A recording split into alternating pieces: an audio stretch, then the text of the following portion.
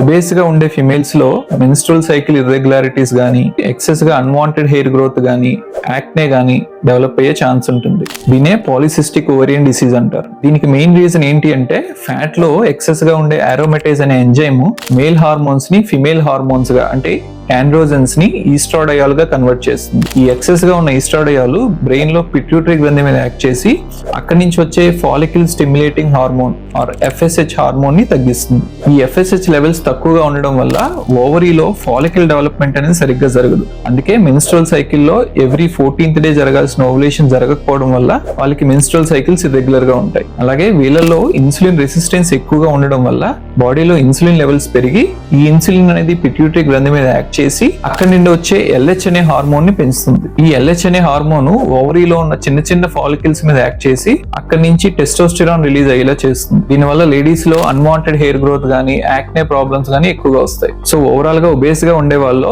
FSH levels తగ్గి LH levels పెరగడం వల్ల ఈ PCOD ప్రాబ్లం అనేది ఎక్కువగా ఉంటుంది. సో వాళ్ళు లైఫ్ స్టైల్ చేంజ్ చేసుకుని వెయిట్ తగ్గి ఎక్సర్సైజ్ రెగ్యులర్ గా చేస్తే గనక ఈ ఎక్సెస్ గా ఈస్ట్రాడయాల్ అనే హార్మోన్ రిలీజ్ కాదు, అలాగే ఇన్సులిన్ రెసిస్టెన్స్ ఇంప్రూవ్ అయ్యి ఇన్సులిన్ లెవెల్స్ కూడా తగ్గి FSH LH హార్మోన్స్ మధ్య బ్యాలెన్సింగ్ సరిగ్గా జరిగి ఓవులేషన్ కూడా సరిగ్గా జరిగి మేల్ హార్మోన్ లెవెల్స్ అయిన టెస్టోస్టెరాన్ లెవెల్స్ కూడా తగ్గుతాయి.